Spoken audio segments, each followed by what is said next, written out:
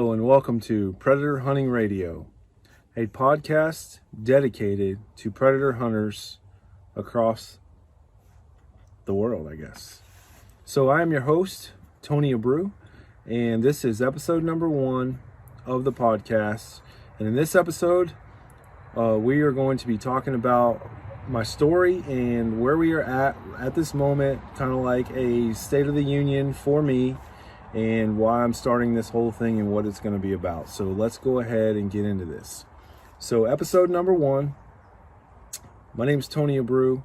I am a Florida native. I live in north central Florida right now. I grew up in southern Florida, and basically I have a job right now. I work, 40 plus hours a week, and then I'm hunting like 2 to 3 nights a week. And I love predator hunting, or specifically coyote hunting and hog hunting. And let me talk about that for a second. So the reason why I'm even doing this podcast, number 1, is because I want to kind of share my journey as a predator hunter. I see a lot of people online that are just getting into this and they don't know what to get or where to start. And just to let you know where I'm at, I'm no professional. But I do have kills under my belt, and I learn pretty much every time I go out. I learn something new. I'm starting to get a lot of people in my little network that I am learning from and I'm, friends with.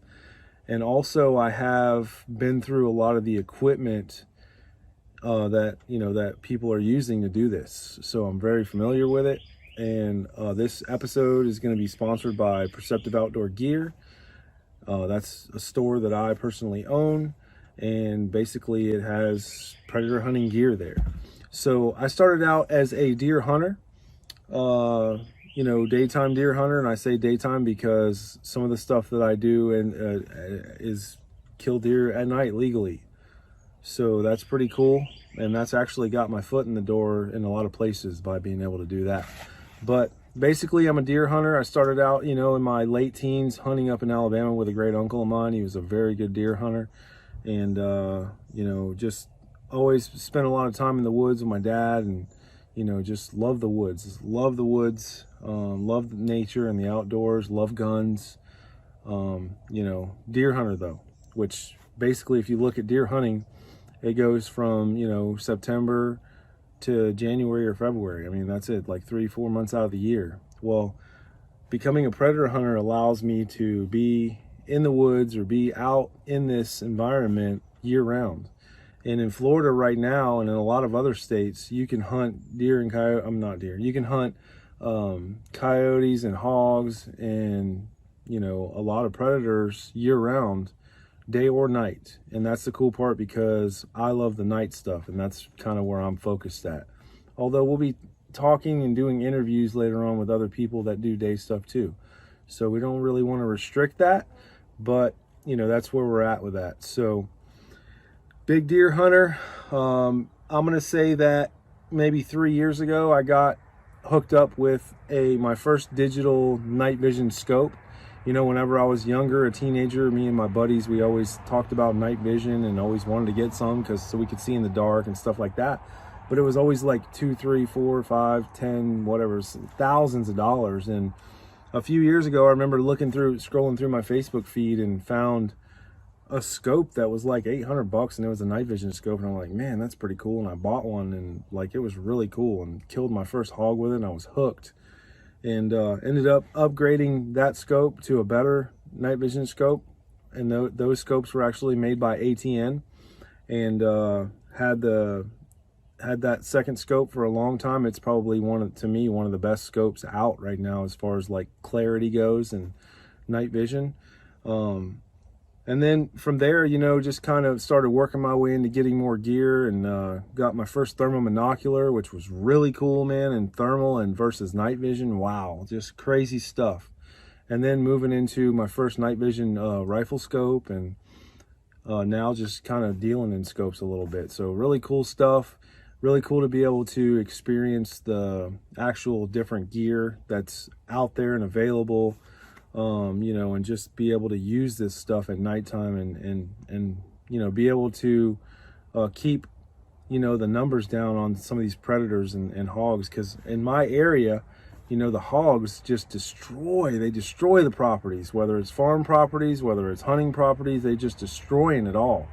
And then the coyotes, I'm friends with a lot of farmers.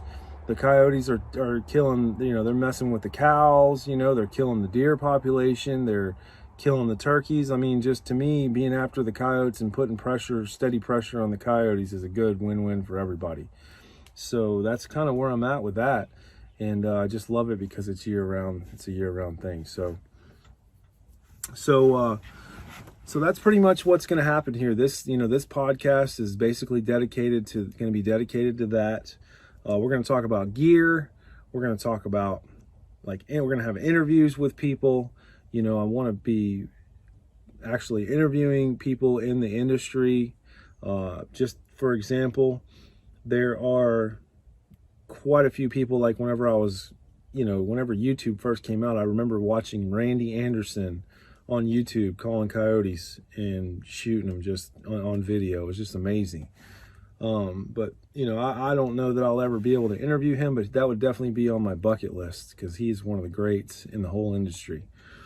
But so we're going to be doing that. We can talk about the gear. And then another thing that I want to do from week to week is talk about kind of like the state of the union, or, whenever I say that, the state of where we're at right now. So right now, in this general episode right here, it is the end of March. And in my area, the end of March, it's starting to get a little warmer here. But basically, like if you see behind me, this is a field that I hunted last year. It's a 40-acre field, or there's 40 acres kind of in this little surrounding area right here.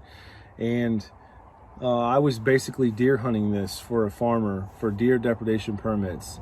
So I have a YouTube channel if you want to ever check that out, with a lot of how-to videos and stuff. It's called Perceptive Outdoors.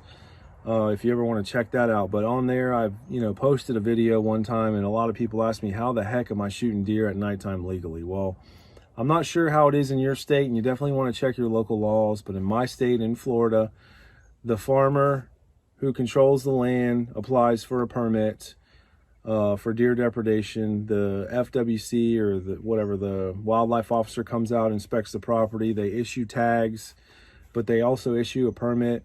And just with the permit alone, if there's deer actually in this field behind me, and he had a permit here, which he did before, and the deer was in the field, I could just shoot him and drop him and leave him and let him lay. No problem, all day long. There's no restrictions as far as the numbers go. Day or night, I could do that. I don't like to do that because I am like I said, a deer hunter, and I love deer meat. I usually end up every year taking a full deer to processors and getting like hamburger made, and I also get sausage made. And that's basically what I eat. I don't eat a lot of ground beef from the store. I eat ground venison. So I don't like wasting the meat. And another cool thing about the whole permit thing is they issue tags. And if they issue you a tag, you're actually allowed to take the meat. So that's really cool. So to me, I'm helping out the farmer, but I'm also taking, being able to take the meat as well. So it benefits everybody. But the cool part about that right there alone is that right now in this time, it's March, at the end of March. And basically in my area, and where I first got started in this, is watermelons. So in my area, there's thousands of acres of watermelons being grown. My wife's uncle only grows like 100 every year, 100 acres. And that's where I first got started shooting the deer. And then I've kind of spread myself around a little bit. Now I'm shooting for other people, and hope to shoot for a lot more because, the meat's there, it's fun, and it's a cool way to get out and do this stuff. Although it is work, I will say it is work, but it is fun. And it's also a great way to meet farmers and, offer up services. Because generally, whenever you're, for me, the places where I'm shooting deer at, whenever I'm benefiting them. So generally, I can usually get permission to do other things in there, like shoot hogs and coyotes and stuff, like this field behind me. He's got oats growing here right now. He doesn't have permits for it, but last time he did have permits for this, which was a couple months ago during deer season, I was in here and there was a bunch of coyotes around and I wasn't ready to shoot them, and now I have permission to shoot them here. So that's a cool thing. So anyways, the podcast though, where I see this going, basically, for me, I want to do this once a week. That's my goal. I am a very busy person, so to do it once a week is going to be really taxing, but that's my goal. One thing that I'm going to share with you right now, I definitely want to, with this podcast, want to come up with an intro and all that stuff. And for right now, I don't have that, and I'm not going to let that slow me down on publishing this, because I just don't want to it to get a couple weeks out and me talk about talk about where we're at in the actual time frame of the year, and then not publish it right away because I'm waiting on an intro. So I'm just going to go ahead and publish it. I'll get all that stuff as I move along, but I do want to grow it.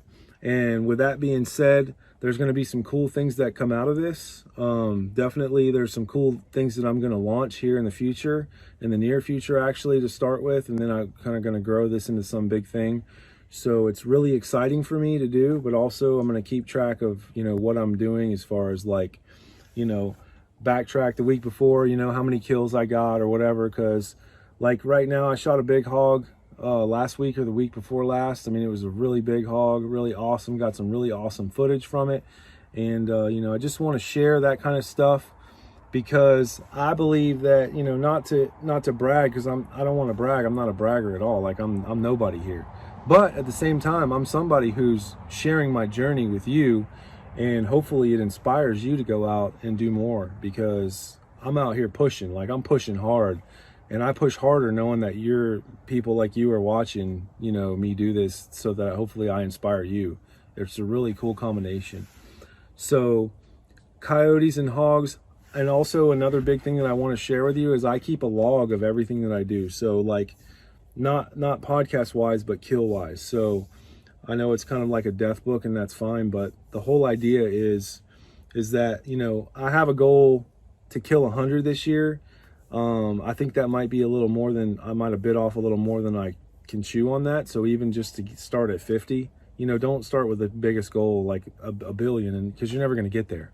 But, I wrote once in my group, which I have a group on Facebook. You might want to check that out as well. Excuse me. It's Night Vision Hunting Obsession. It's a group, just for hunting, just a easy group, night vision hunting and stuff like that. But I did share on there that I want to kill 100, predators this year. So, and that's a lot. I mean, that's a whole lot. That's killing it's 365 days in a year. That's killing even 12 months. I mean, that's killing a lot, man. It's almost 10 a month, or a little less than 10 a month. So, and I'm nowhere near on track to do that right now. So, because I got a lot going on, but at the same time, I do keep a log, and I believe keeping a log is a really important thing, because you can, number one, know where you've been. I kind of write down the date. I kind of write down where it was, and then I kind of write down the moon phase. The moon phase has always been a big thing. Craziest thing, I've killed more stuff during a full moon than I ever have on a dark moon. It's really weird. But anyways, and it's really weird because you would think that a lot of times, on a full moon, that you're going to be seen. And yeah, you will be seen if you move really hard. But at the same time, there's ways to slip around, and there's ways to be sneaky. So also, you may notice this, where I'm at right now, this is a golf cart. This is my killing machine, the War Wagon. This thing is amazing. It's basically a 2016 EasyGo TXT 48. It is lifted, just two-wheel drive, obviously, but it's electric. I have these basically they're Kolpin clamps on the side. So at nighttime, I ride around with my tripod. This is my tripod fully extended. And whenever we see something, I basically just drop it down, throw my weapon on it, and boom, we're ready to shoot, or we'll stalk up to it or whatever. Shooting off a tripod's been really big for me as far as filming goes, because without it, you're just everywhere. But not only does it help you film, but it helps you take longer shots and be more confident and more, more focused on your shot. So that's been a big thing too. But I like to do my podcast on the actual cart, just because it kind of, brings a nice, cool atmosphere to what I'm doing. And this thing, I will tell you, I have snuck up and actually shot so many things off of this thing without even getting off of it, because it's just so quiet. They don't know you're there. It's the craziest thing in the world. So I don't know where where I live, it's relatively flat. There are some hills, and but it's relatively flat. And generally, whenever there's farmer fields, if you shoot something way out there, you can generally get this out there without tearing up the field too bad, versus a truck, you're going to tear it up. So we drive this out into the field, we throw the game, especially if it's a deer or whatever, on the back of it, and then we just take off, and we're barely even tearing the field up. So that's been a huge revelation for me, as far as a tip goes. But yeah, so I don't want to keep these very long. I mean, I definitely want to stay under 20 minutes, although sometimes the interviews will maybe go up to 30, but that's fine. But that's where I'm at with that. I hope that, this becomes something that brings a lot of value to you, because doing this stuff and doing as much as I've done, and doing it for the mere fact of teaching other people, just brings a lot of value to me, even still. So, learning stuff in order to teach other people, it makes you learn way better. That's another tip. But, that's just basically like what I want to do. I kind of want to give back, but like I said, I'm not a professional. I'm just sharing my journey. You will see me grow through this whole process. And yeah, that's basically where we're at. So Predator Hunting Radio, episode number 1 in the books. And, we'll see you on the next episode. Appreciate you watching. My name's Tony Abreu, and see you on the next one.